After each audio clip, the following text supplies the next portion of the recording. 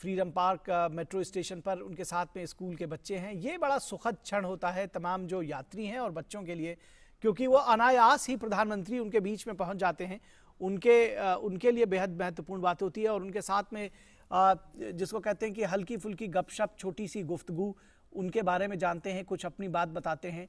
तो ये एक बड़ा अविस्मरणीय क्षण होता है उन लोगों के लिए, उन नागरिकों के लिए, सामान्य मानवी के लिए, कि किस तरह से बेहद सहज तरीके से, सरल तरीके से प्रधानमंत्री उनके बीच में पहुंच जाते हैं और उनसे अपनी बातचीत करते हैं। निश्चित तौर पर उत्साहित होते हैं। उनके लिए भी ऐसा एक अविस्मरणीय क्षण होता है।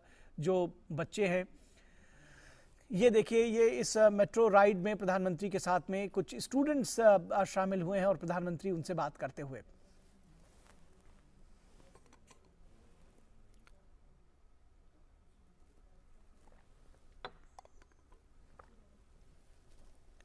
तो बेहद सहज तरीके से प्रधानमंत्री लोगों के साथ में बातचीत करते हैं और जो आम नागरिक हैं, सामान्य लोग हैं, उनके बीच में किसी परिवार के व्यक्ति की तरह घुल मिल जाते हैं। लोग भी बहुत सहज होकर उनके साथ में बात करते हैं।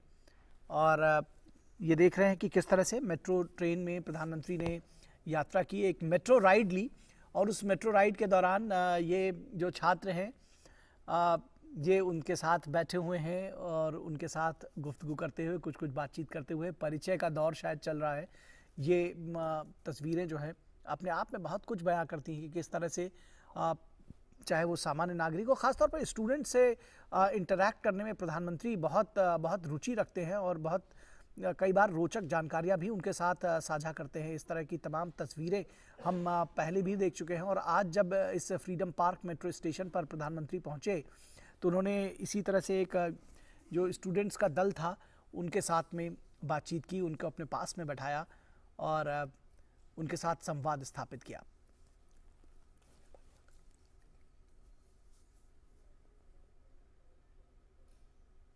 ये देखिए, अपने बारे में, कुछ अपने साथियों के बारे में जो बच्चे हैं, जो स्टूडेंट्स हैं, वो बता रहे हैं। और बहुत बड़ा दिन है आज महाराष्ट्र के लिए, गोवा के लिए, देश के लिए। जिस तरह से विकास की तमाम परियोजनाएं, 75,000 करोड़ रुपए की परियोजनाएं एक दिन में प्रधानमंत्री उनका शिलान्यास करेंगे और उद्घाटन करेंगे। तमाम वो परियोजनाएं जिनका प्रधानमंत्री ने 2016 में, 2017 में, 2019 में जिनका शिलान्यास किया था, उन सब का मोपा अंतर्राष्ट्रीय हवाई अड्डे की जब बात करें तो वो उसका शिलान्यास प्रधानमंत्री ने 2016 में किया था और ये कहा जा रहा था कि यात्री सुविधाओं में ज़बरदस्त इजाफा होगा उससे। वो भी बनकर तैयार है। आज शाम प्रधानमंत्री, आज दोपहर के बाद उसका भी उद्घाटन करेंगे। हमारे साथ में हमारे संवाददाता योगेश शीतल मौजूद हैं। योगेश, किस तरह से आज न सिर्फ नागपुर के लिए बल्कि महाराष्ट्र के लिए, गोवा के लिए आज बड़ा दिन है। 75,000 करोड़ रुपए से अधिक की परियोजनाएं प्रधानमंत्री आज महाराष्ट्र और गोवा के लोगों को समर्पित करेंगे। देखिए, अगर राज्य बात करें तो नागपुर की बात, अगर महाराष्ट्र और गोवा की अगर बात करें तो ये लगता है कि इतने करोड़ की योजनाएं हैं और इंफ्रास्ट्रक्चर को लेकर एक पुश जो पीएम गति शक्ति कार्यक्रम है उसके तहत जो है वो दिया जा रहा है। लेकिन अगर आप क्षेत्र वाइज देखेंगे, रीजन वाइज देखेंगे तो मराठवाड़ा, नॉर्थ महाराष्ट्र और विदर्भ, इसके लिए आज का दिन काफी महत्वपूर्ण होने वाला है, क्योंकि जिस तरीके से सागरमाला या सड़कमाला परियोजना सरकार ने शुरू किया था उसको लेकर एक बहुत बड़ा लीप है। और जितने भी जो 10 जिले बताए जा रहे हैं, जो 10 जिलों से सड़क जा रही है, इसके अलावा 14 ऐसे जिले हैं जहां वो सीधे सीधे ये महामार्ग जो है वो प्रभावित कर रहा है, वहां से सीधे सीधे कनेक्टिविटी जो है वो इंश्योर हो रही है।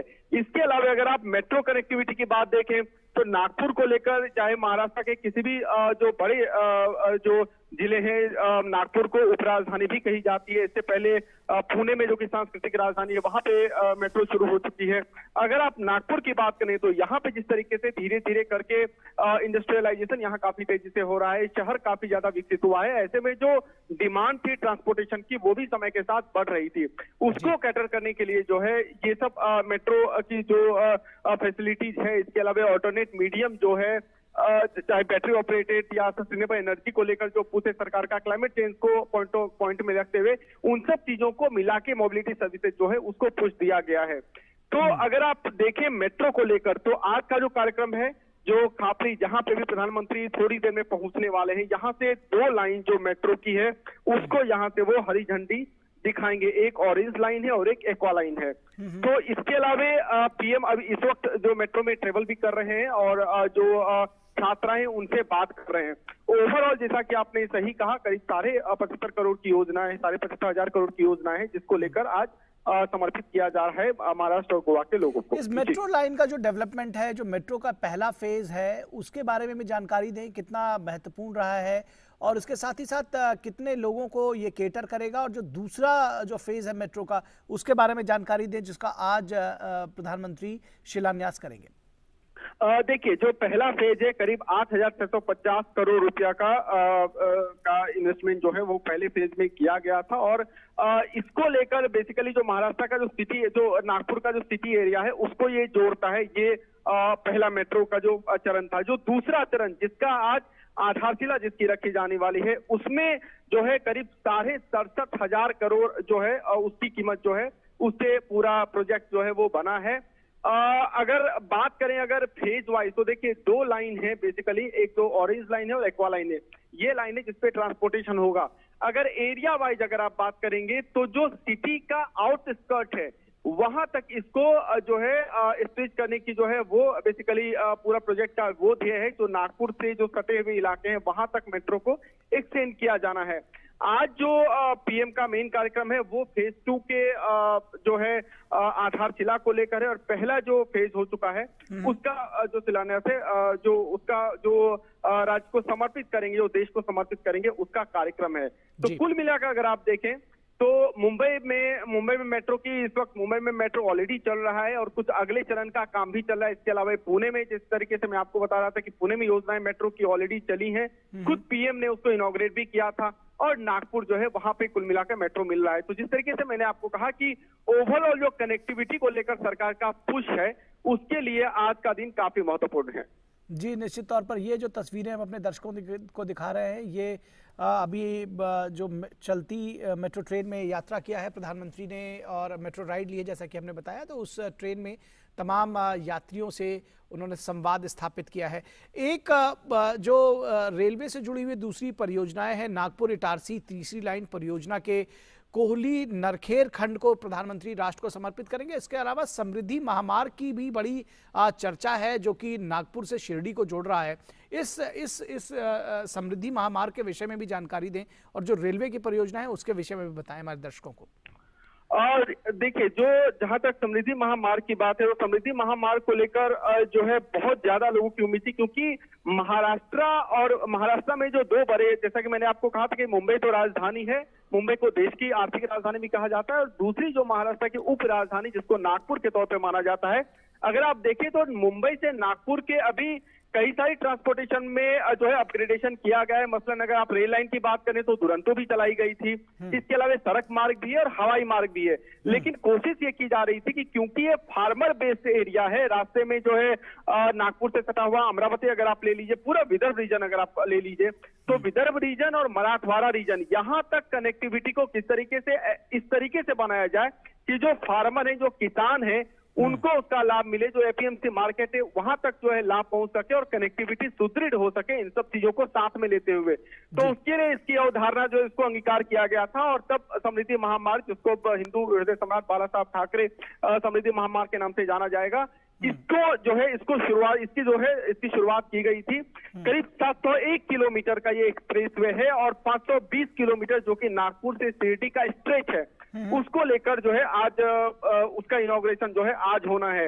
ये इसलिए भी महत्वपूर्ण है क्योंकि आप बड़े अगर आप जो है जिलों को देख लें, मतलब अगर आप अमरावती को देख लें, औरंगाबाद को देख लें, नासिक को देख लें, तो आपको हर एक जिले में कुछ खासियत मिलेगी। मतलब अगर आप नासिक को देख लें तो नासिक को अंगूर की दूसरी राजधानी, दूसरा जो है सबसे बड़ा शहर भी कहा जाता है जहां अंगूर की पैदावार होती है। इसके अलावा प्याज को लेकर हम जानते हैं कि लासलगांव का प्याज पूरे भारत में और विदेश में भी निर्यात किया जाता है। इसके अलावा अगर आप औरंगाबाद को देख लें, औरंगाबाद की अपनी खासियत है एग्रीकल्चर और साथ में टूरिज्म को लेकर।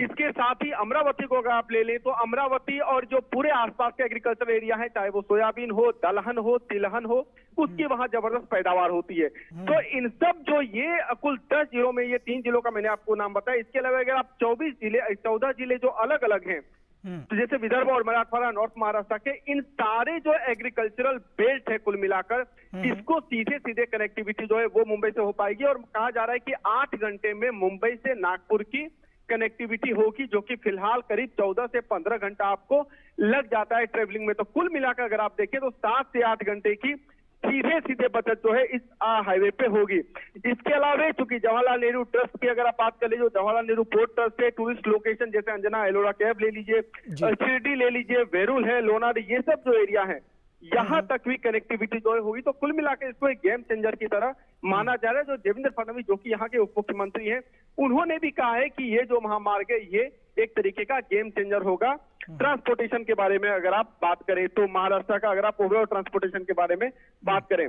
दूसरी बात जहां तक मेट्रो की आपने कही, तो देखिए जैसा कि मैंने आपको कहा कि मेट्रो को लेकर जो दूसरा प्रोजेक्ट है, जो दूसरा चरण है, उसको लेकर जो है उसकी शुरुआत हो रही है नागपुर में। न केवल जैसा मैंने आपको अभी कहा कि विदर्भ को लेकर इंडस्ट्रियलाइजेशन की बात जो है, इंडस्ट्री की बात हुई है, इसके अलावे यूथ यहाँ पे काफी संख्या में आए हैं क्योंकि एजुकेशनल इंस्टीट्यूट खुला है। अभी तो एम्स का भी जो है, एम्स को भी काफी शिलान्यास हो रहा है। तो एम्स में निश्चित तौर पर पेशेंट आएंगे, मेडिकल से जुड़े हुए कई सारे स्टूडेंट जो है वो आएंगे, कई सारे फील्ड के लोग आएंगे। तो उसको लेकर जो कनेक्टिविटी है, कनेक्टिविटी का उनको लाभ मिल पाएगा क्योंकि धीरे धीरे जिस तरीके से यहाँ पे डेंस पॉपुलेशन जो है वो बढ़ रहा है। और साथ में एक मैं आपको ये भी बता दूं कि चूंकि भारत जो है इस वक्त डेमोग्राफिक डिविडेंड के एरा में जा चुका है, 2055 तक जो है ये जो जनसांख्यिकीय जो लाभांश होता है वो रहेगा। और अगर आप देखें तो चाइना है, साउथ कोरिया है, सिंगापुर है, ये सब जो देश है, जापान है, ये इसी दौर में इन सब देशों में आर्थिक गति काफी तेज हुई थी और इनकी जो है एक तरीके से आप कहें